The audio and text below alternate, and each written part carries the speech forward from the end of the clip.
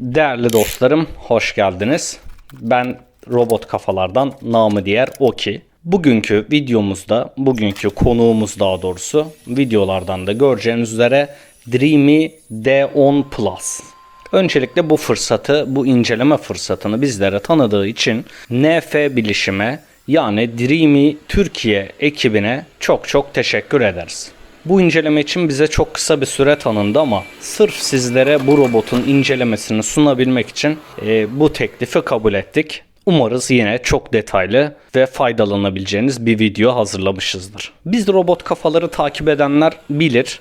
Detaylıca, tarafsızca, tüm gerçekliğiyle incelemelerimizi yaparız. Bu videoda da aynen bu şekilde davranıyor olacağız. Kutu açılışından kurulumuna, uygulama kullanımından robotu alt üst, istasyonu alt üst, tüm detaylarıyla incelemesine kadar bütün her şeyi bu videoda bulacaksınız. Yani bu videoyu izledikten sonra Dreamy D10 Plus ile ilgili aklınızda zerre soru işareti kalmayacak. Bizi diğer kanallarla lütfen karıştırmayın. Yalnız sizden ricam dostlar, kanalımıza abone olmayı ve beğeni atmayı bu videoya unutmazsanız çok sevinirim. Buyurun abone olun, beğeninizi atın, videomuza devam edelim. Kutu açılış videomuz ve kutu içeriği videomuzda sizi baş başa bırakıyorum. Kutu içeriğinin yedeksiz olduğunu belirtmemde fayda var. Sadece ekstradan bir tane toz torbası çıkıyor. Bilginize dostlar.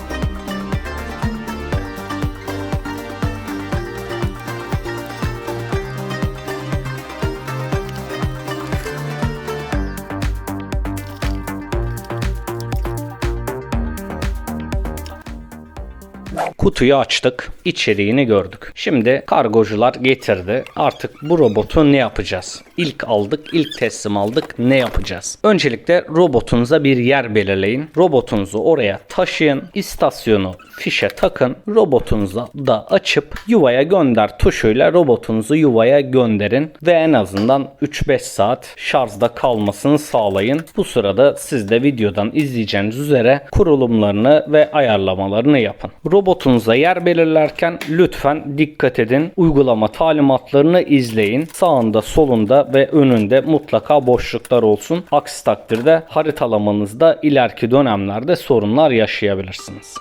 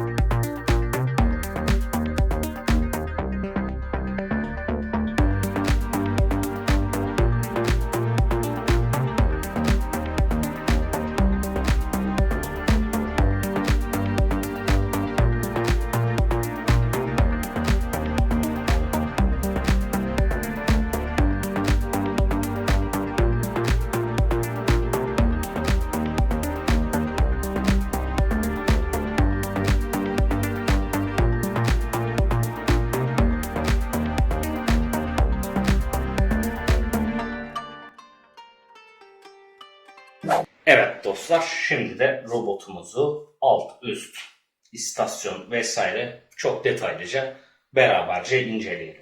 Öncelikle üst malzemesinden bahsedeyim. Buradan görüyorsunuzdur. Çok parlak, üst yüzeye sahip. Gerçekten kaliteli bir malzeme. Kolay çizilmeyen bir malzeme ama dikkat edilmesi gereken de bir malzeme açıkçası. Yani bu robota sahip olsam üstüne bir şeffaf kaplama yapardım diye düşünüyorum. Siyahlar gibi tozu fazla belli etmiyor. Bu yönden ben beyaz robotları çok daha fazla seviyorum. Üstünde burada 2 tane tuşu var. Dokunmatik değiller, plastikler. Biri açma kapama tuşu, biri yuvaya dön tuşu. Üst kısımda lidar kulesi mevcut. Switch de eklenmiş. Olası temaslara karşı robot bu sayede geri çekilip zorlanmıyor. Buradaki kırmızı lidar detayı da gerçekten harika olmuş. Bumper'ı çok sağlam. Bakın görüyorsunuzdur. Emaneten takılmış gibi sapıtmıyor, yalpalamıyor. Bumper'ın altındaki plastik kısım hafif öne doğru çıkık. Bilmiyorum ne kadar sizlere yansıyor. Yani dışa doğru eğimli. Temaslarda bumper'ın çizilmemesi için tabii ne kadar da böyle olsa üstten temaslarda buralarda hafiften çizilebiliyor ama gördüğünüz üzere 10 günlük kullanımımda zerre ufacık bir detay yok. Şuralarda çok çok küçük aşınmalar mevcut. Tabii bu 10 günlük kullanım, benim 10 günlük kullanımım sizlerin yaklaşık 2 ayına tekabül eder.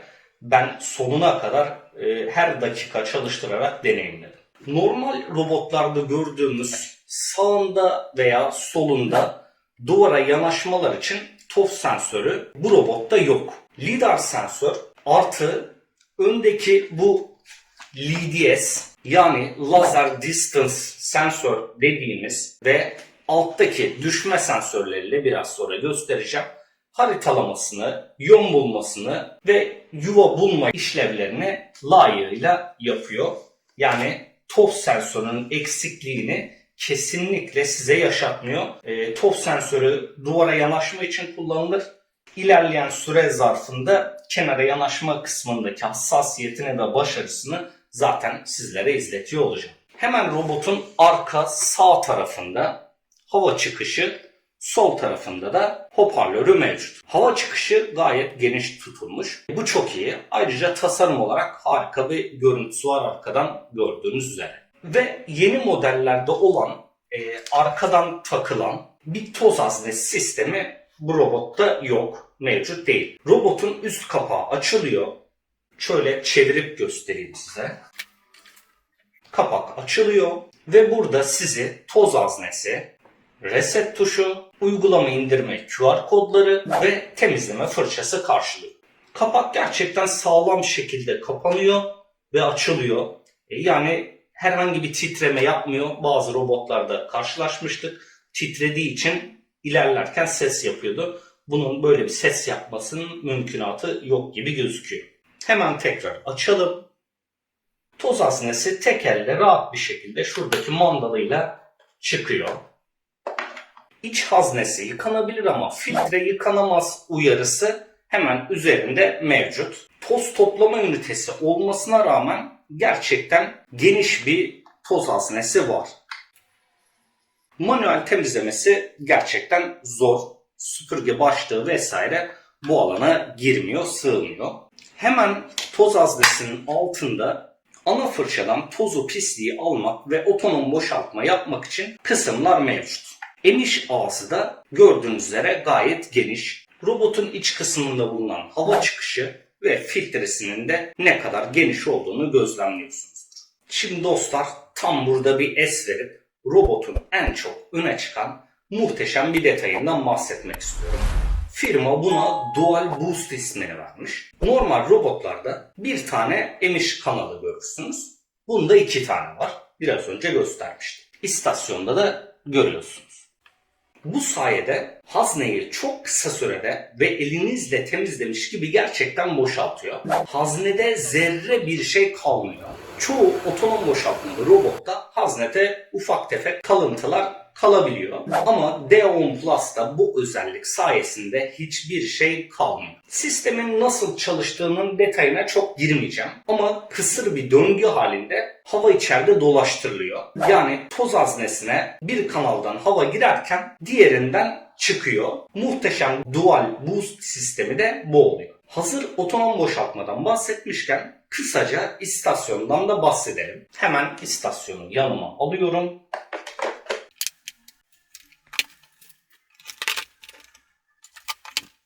Gerçekten sağlam, tek parça halinde üretilmiş, yani bu ayrılmıyor alt kısmı. Toz torbası takma çıkarması gerçekten çok basit. Hazne içinde de ayrıca bir filtre kullanılmış. Sesi gayet makul düzeyde. Zaten çok kısa sürede boşaltıyor.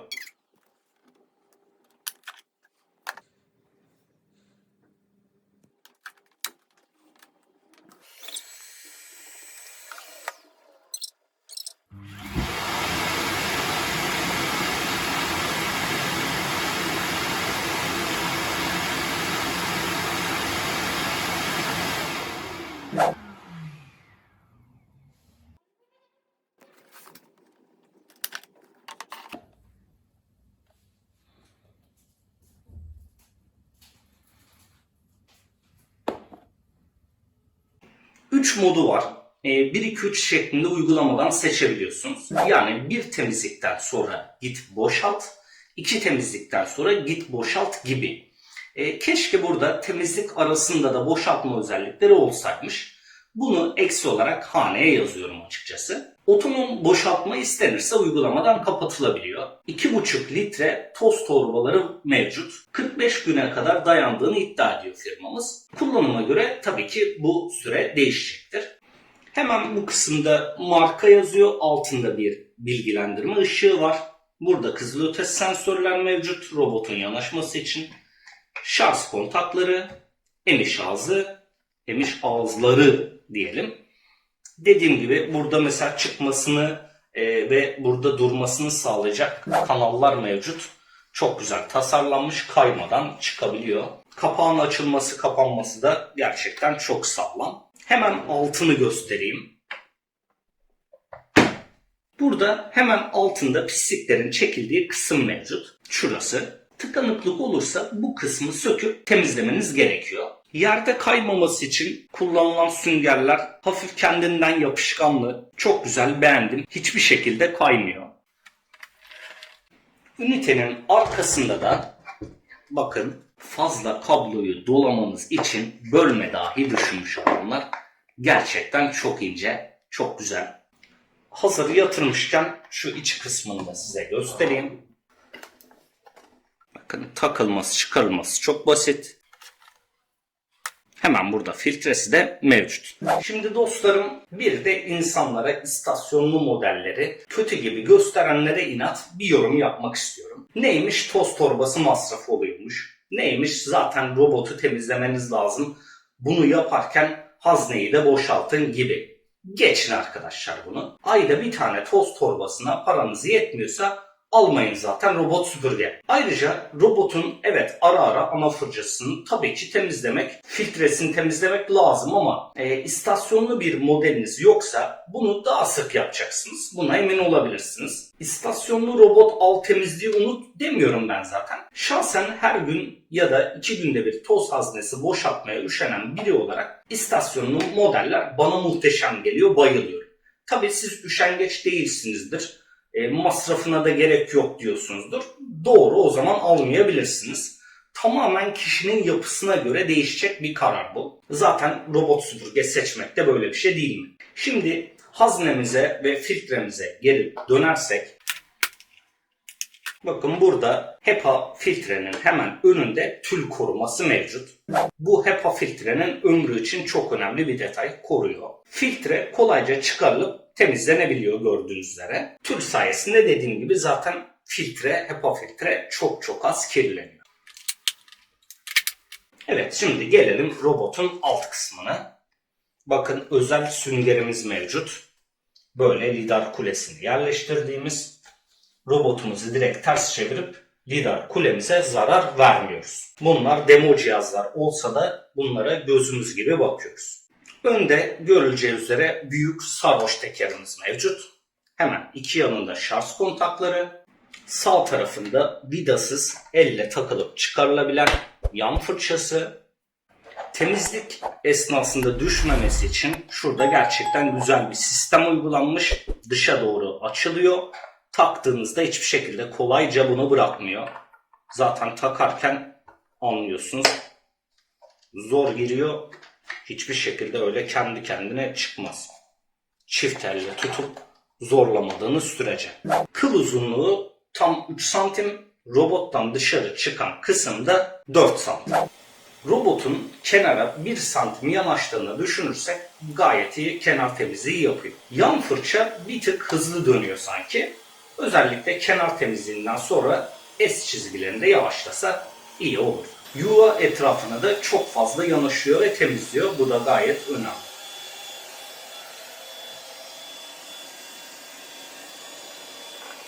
Robotta 4 adet düşme sensörü var. Yani robot yüksekten düşmez. Yine de temkinli olmakta, önlem almakta fayda var. Tekerlek mekanizmaları sağlam, arazi tekeri gibi tırtıklı ve tekerleklerin plastikleri gayet güzel. Rengi gri olsaydı daha iyi olurdu tabi. 1,5 santim genişliği var. Robotun yerden yüksekliği de göz önüne alınırsa tekerleklerle beraber 2 santimlik engelleri çok rahat aşıyor. Gerçekten hiç zorlanmıyor. Hemen arkada bu kısımda da boşaltma kanalları mevcut. Ayrıca mop braketinin takılmasını algılayan kontaklar da var. Ve tam ortada gayet geniş ana fırçası mevcut. Ana fırça kapağında sert zeminde ses yapmaması için burada keçeler mevcut. Uzun saç, kedi, köpek tüyü ana fırçaya dolanmasın diye de 2 tane metal kısım burada bulunuyor. Hem önde hem arkada plastik süzgeçler var. Gayet ince düşünülerek tasarlanmış. Ana fırça yuvası hareketli. Sadece aşağı yukarı değil, her yöne gerçekten hareketli. Bu da zemine uyumu arttırıyor. Temizliği olumlu şekilde gerçekten etkiliyor. V yapılı 2in1 dediğimiz hem kauçuk hem kıl fırçaya sahip. Kıllar bayağı yoğun. Kauçuk da ciddi anlamda sert. İki tarafı da şu kısımlar çıkıp gayet rahatça temizlenebiliyor. Şöyle muhteşem bir özelliğini daha göstereceğim. Ana fırça yuvasında yine saçları, kılları vesaire koparması için harika bir tasarım uygulanmış. Çoğu robotta inanın şu ana fırçada gördüğünüz ince detayları göremezsiniz. Bu konuda Dreame'ye gerçekten bravo diyorum dostlar. Bu kadar detaylı incelemeden sonra şimdi de ölçülerle ilgili aldığımız resimleri sizlere izletelim. Mutlaka bu ölçüleri arayan dostlarımız olacaktır.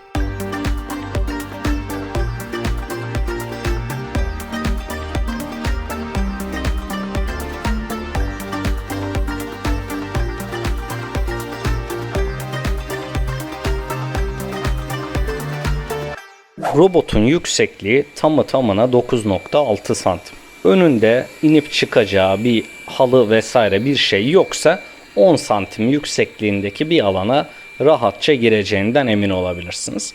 Ama işinizi garantiye almak isterseniz 11 santim idealdir. Evet dostlar, gelelim 5200 miliamperlik dev bataryasına. 170 dakika çalışma süresi ve 270 metrekare temizlik vaat ediyor firma. Batarya bitirme testlerimi ekrana yansıtayım. Gerçekten bataryayı bitirmek için çok uğraştım. Efsane değerler aldım. Standartta devam etseydim inanın bataryayı zaten bitiremezdim dostlar. %15'te şarja dönüyor. Yettiği kadar şarj alıp görevini tamamlıyor. Yani şarjının full dolmasını beklemiyor. Atıyorum 5 metrekarelik küçük bir alan kaldı. Bunun için %100 şarja ihtiyaç duymuyor. %15'ten %100'e de yani şarjını fullleme süresi de 4 saat 10 dakika. Bunu da bizzat ölçümledim. Diğer inceleme videolarımda inanın öyle şeyler duydum ki adam bataryasını bitirme fırsatım olmadı çünkü evim küçük diyor. Be arkadaş, birkaç temizlik yaparsan bitirirsin, insanları da doğru düzgün bilgilendirirsin. Benden sana naçizane tavsiye. Robotun lidarı yeni nesil dostlar. Gayet iyi ve çok hızlı şekilde harita çıkartıyor. Firmanın 8 dakikada 100 metrekare evi haritalar iddiası vardı. Denedim. Gerçekten de doğru. Odalarda 1-2 tur atıp net kenarlarıyla haritasını çıkartıyor. Hızlı haritalama çok önemli bir detay gerçekten.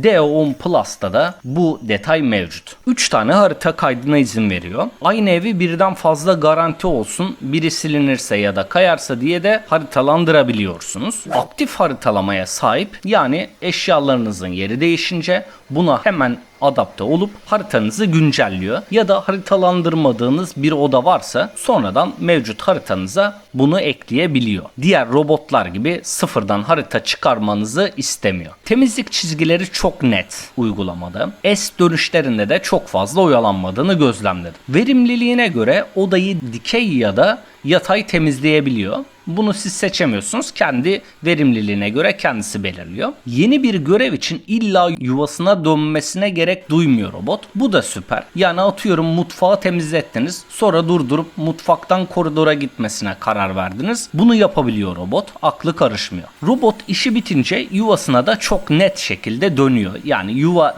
arama derdi bu robotta yok. Çok net belirtiyor. Ayrıca bizim harita sildirme, kaydırma, saçmalatma denemelerimiz meşhurdur. İnanın hepsini uyguladım. Hiçbirinde sorun çıkartmadı. Maşallah diyelim DO10 Plus'a.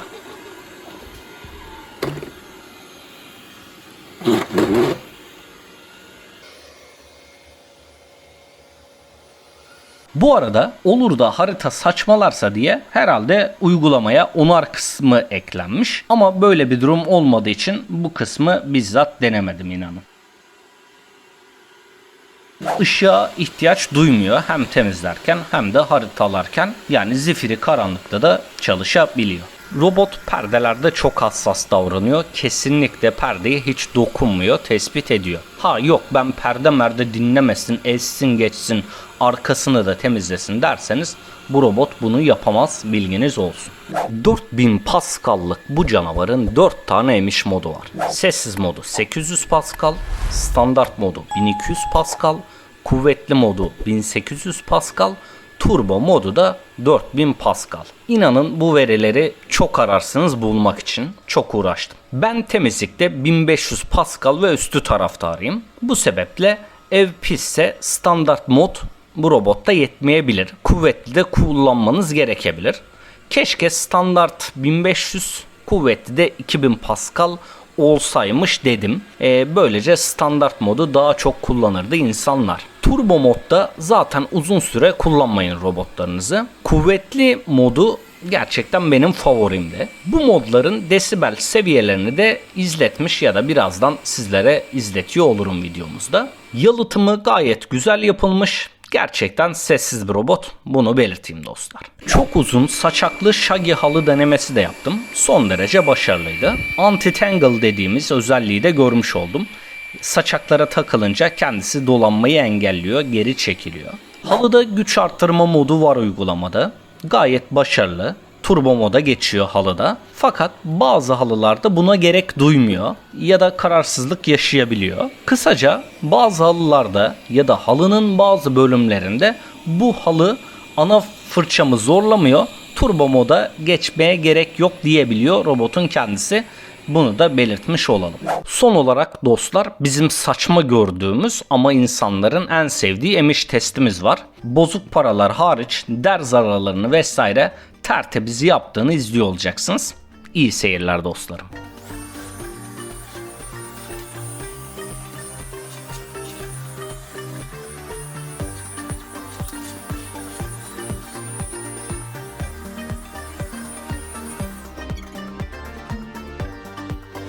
Çarpışma hassasiyeti son derece iyi. Çoğu sadece lidarlı modelle göre çarpışma hassasiyeti daha üst seviyede, bunu net olarak belirtebilirim.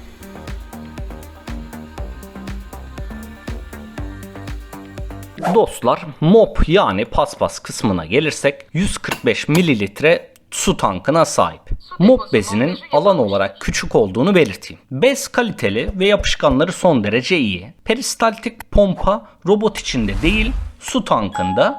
Bu da arıza durumlarında su tankı değişimiyle sorunun çözülmesine olanak sağlamakta. Su harici madde kullanımı bu robotta yasaklanmış. Derin ve günlük modları mevcut. Günlük dediği normal modu, derin dediği de S çizgilerini daraltarak daha sık bir temizlik yapıyor. Ama tabi bu da kaymalara sebebiyet verebiliyor çok ıslak olursa zemin. Yine de düşünülmüş süper bir seçenek. Bu arada bu modlara ek X2 ve X3'te yapabiliyorsunuz tabi. Yani 2 tur 3 tur temizlik görevleri paspasta da verebiliyorsunuz. Sadece mop modu var. Ayrıca mop artı süpür modu da var. Emiş gücünü dilediğiniz gibi de değiştirebiliyorsunuz. Mop artı süpürme modunda. İlk paspasa başlarken bezi nemlendirip takmanızda fayda var dostlar. Düşük, orta, yüksek şeklinde 3 su modu mevcut paspas kısmını. Genel olarak değerlendirmek gerekirse idare ederin bir tık üzerinde bir mop sistemine sahip dostlar. Y patern, titreşimli ya da dönen bir mop sistemine sahip değil robotumuz. Uygulamadan no mop zonu yani paspas yaparken girilmeyecek alanı manuel olarak kendiniz seçebiliyorsunuz. Böylece robot paspas yaparken halınızın üzerine çıkmıyor. Tabi zemin sensörlü robotlar gibi halıyı kendisi otomatik olarak algılayamaz. Bunu da belirtmekte fayda var. Sanal duvar, yasaklı alan, no mop zone hepsi uygulamada çok detaylı şekilde var. Hatta Dreamy olayı başka boyuta taşıyıp büyütecek demiş ki nokta atış alanları seçebilelim diye. Gerçekten inanılmaz bir özellik. Dreamy'yi bu konuda tebrik ediyorum. Bravo. İlk defa böyle bir uygulamada böyle ince bir detay gördüm. Çok beğendim. Şimdi dostlar paspası anlatırken X2, X3 vesaire var demiştik. Şimdi gelelim bunların detaylarına. Nedir bu X2, X3? Sırf paspas değil, süpürme modunda da bu modlar mevcut. Pötikare dediğimiz şekilde muhteşem bir temizlik çıkartıyor X2'de. X3'te de bunun üzerine bir kez daha farklı bir çizgiden geçerek temizliği inanın nirvana'ya ulaştırıyor. Gerçekten ve gerçekten başarılı. X2 ve X3'te ayrıca kenar temizliğini yapmıyor. Yani ilk başta bir tur kenar temizliği yapıyor. Sonra X2 ve X3 ne seçtiyseniz onu uyguluyor. Dediğim gibi gerçekten çok başarılı. Bildirimler, konuşma dili, uygulama dili hepsi tamamen Türkçe dostlar, merak etmeyin. Temizlemeye başla. Duraklatıldı. Temizleme görevine devam edin. Şarj etmeye başla. Seçilen oda temizliğini başlat. Bölgesel temizliği başlat. Seçilen odayı silmeye başla. Ama bazı alanlarda çeviri ve konuşmada gerçekten kusurlar var. Bunu da belirtmiş olalım. Şarj etmek için iskeleye dönüyor. Otomatik başlatmayı başlat. Tabi hiçbiri genel bir kullanıma engel değil. Bunu da vurgulamakta fayda var. Uygulamada robot paylaşımı mevcut. Eşinizle paylaşıp aynı anda robota beraberce hükmedebilirsiniz. Çocuk kilidi var uygulamada. Bayıldım. Bu da süper bir özellik. Evcil hayvanınız ya da çocuğunuz tuşları çok kurcalıyorsa bu modle onlara çözüm bulabilirsiniz. Kilidi açmak için dock düğmesini basılı tutun. Google Asistan ve Alexa sesli yönlendirme desteği robotta mevcut. Gerçekten çok kolayca entegre oluyor ve kullanabiliyorsunuz. Hey Google, robot çalıştır. Tamam, robotu çalıştırıyorum. Robot durdur. Tamam, robotu durduruyorum. Robot yuvaya dön. Tamam, robotu yuvasına yerleştiriyorum. Özel temizlik yani oda bazlı ayarlama kısmı mevcut ve gerçekten çok detaylı, harika. Her detay ayrıca düşünülmüş. Programlı temizlikte oda seçme dahi var uygulamasında. Sıralı temizlik de var. Daha ne olsun diyorum.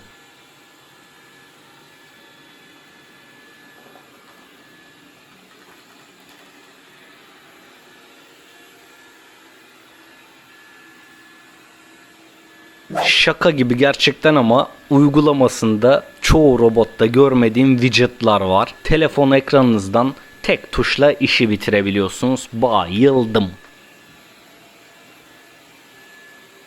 Her şeyi anlattın, garantisinden bahsetmedin diyenler olacaktır. Firmanın daha önceden Gempa ile anlaşması olduğunu öğrendik ama sonlandırılmış. Şu anda C1 Ekosistem Teknik Servis garantisi altında çok daha iyi bir hizmet verdiğini iletti firma yetkilileri. Tabii bu kısma biz yorum yapamıyoruz çünkü deneyimimiz olmuyor servislerle alakalı. Siz ayrıca araştırıp fikir edinebilirsiniz bilgilerinize. Uygulamasından da bahsedecek olursak ki çoğu anlattığımız uygulamayla alakalı ama uygulamanın tepkime süresi milisaniye düzeyinde, yani saniyelerle ölçülmüyor. Sadece ilk uygulamayı açtığınızda haritanın ekrana gelmesi 3-5 saniye gecikebiliyor. O da nazar boncuğu olsun. Çok normal haritanın geç gelmesi. Gereksiz detaylardan arındırılmış, stabil, harika bir uygulama. Gerçekten ben beğendim. Mi Home ile denemedim, dürüst olayım. Buna gerek duymadım. Robotun kendi uygulaması varken Mi Home ile denemeyi açıkçası gerek duymadım. Deneyebilirsiniz. Bu sizin tercihinize kalmış. Son olarak size uygulamada olan bahsetmediğimiz, atladığımız küçük ayrıntılar var ise onları da ekrana yansıtalım, izletelim dostlar.